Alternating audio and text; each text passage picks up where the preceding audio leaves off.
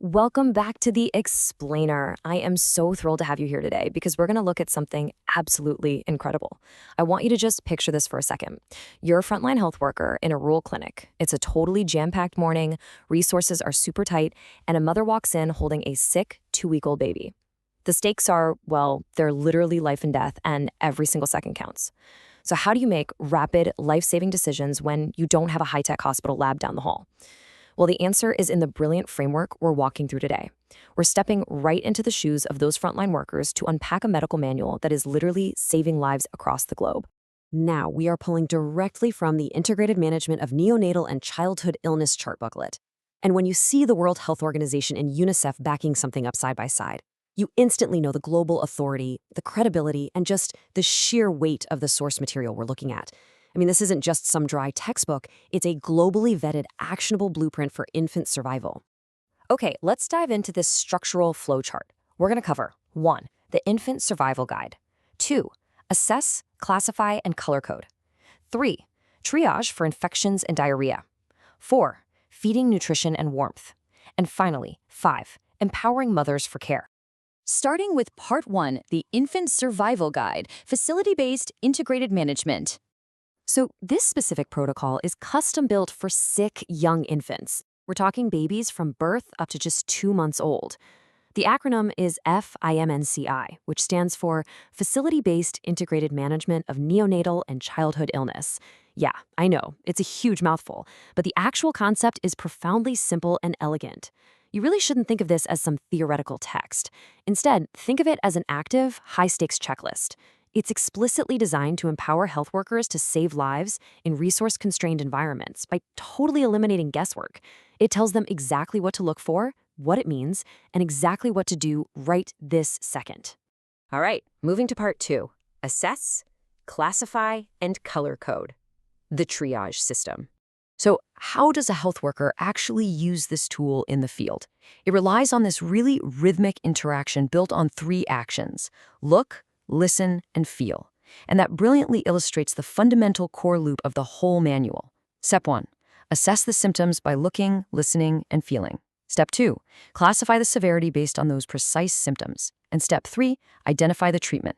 By rigidly following this loop, a worker rapidly streamlines incredibly complex medical decisions into clear, actionable steps. Basically, there's no room for panic, only process.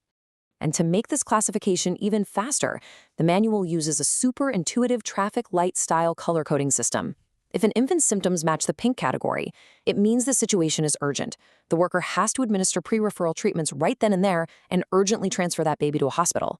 Yellow means the condition is moderate and needs specific medical care and oral drugs right there at the clinic.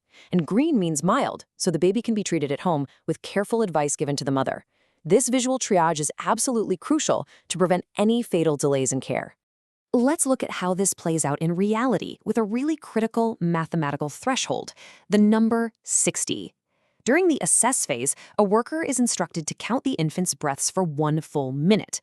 If that infant takes 60 breaths or more in that minute, it's immediately classified as fast breathing. This specific metric points directly to a possible serious bacterial infection, triggering an urgent pink classification.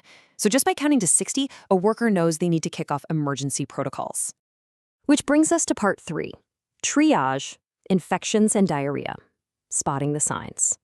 Health workers are trained to spot these really subtle critical signs, where tiny physical cues dictate the difference between an urgent pink classification and a moderate yellow one. Now, what's really interesting here is the contrast. Both of these states feature sunken eyes. But if the infant is merely restless and irritable, and a gentle pinch of the abdomen skin goes back slowly, well, it's classified as some dehydration, a yellow clinic treatment. But if that infant is lethargic or unconscious, and that exact same skin pinch goes back very slowly, meaning it takes longer than 2 seconds, boom, it instantly becomes severe dehydration. That's a pink classification. It requires urgent hospital referral. I mean, 2 seconds literally make all the difference. So let's say the infant does fall into that urgent pink category for a serious infection or severe dehydration. What happens before they get in the ambulance? Well, the manual dictates immediate, on-the-spot actions. The worker gives the first intramuscular dose of antibiotics like ampicillin and gentamicin. They make sure the infant is kept warm. And here's where the ingenuity of frontline medicine really shines. They have to treat to prevent low blood sugar. If expressed breast milk isn't available to feed the baby before the journey, the manual provides a brilliant life-saving alternative. Basic sugar water. Just dissolving 4 teaspoons of sugar in a cup of clean water and feeding it to the baby can literally keep their brain functioning until they reach the hospital. Let's pivot to part 4, feeding, nutrition, and warmth, sustaining life. The protocol emphasizes maintaining body heat and proper nutrition just as heavily as antibiotics, because honestly, without these, no medication is going to work. Here is a vital threshold. If the infant's axillary temperature drops to between 35.5 and 36.4 degrees Celsius, the baby is classified as having low body temperature. Hitting this precise number triggers immediate, highly specific warming protocols. And the primary protocol for warming a baby isn't some expensive incubator. It's something called kangaroo mother care or skin-to-skin contact. This is amazing because it perfectly illustrates how this highly clinical procedural guideline relies beautifully on the profound humanity of a mother's literal body heat. The checklist ensures the worker provides privacy, places the undressed baby directly on the mother's chest, covers them both, encourages frequent breastfeeding, and then strictly reassesses the baby's temperature after exactly 1 hour. It's just a beautiful synthesis of medical rigor and natural human care. Now, sometimes a sick infant is simply too weak to breastfeed normally, so the manual provides highly detailed step-by-step instructions for cup and spoon feeding, like advising to fill the spoon just short of the brim and place it near the corner of the infant's mouth.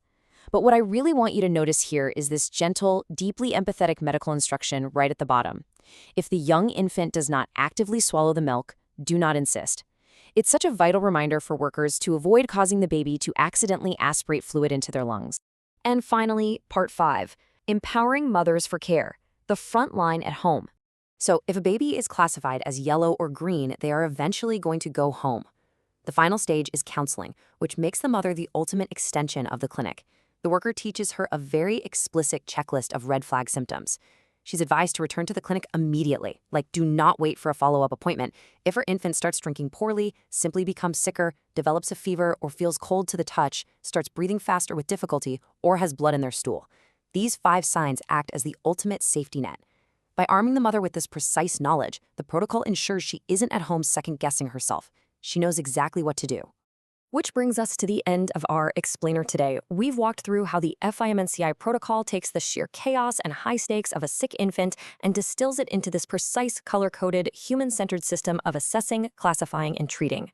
And it leaves us with a really powerful final thought to chew on. How many lives are saved when every clinic, no matter how remote, shares this exact same, mathematically precise, yet deeply empathetic checklist? It's an absolute testament to the power of structured knowledge.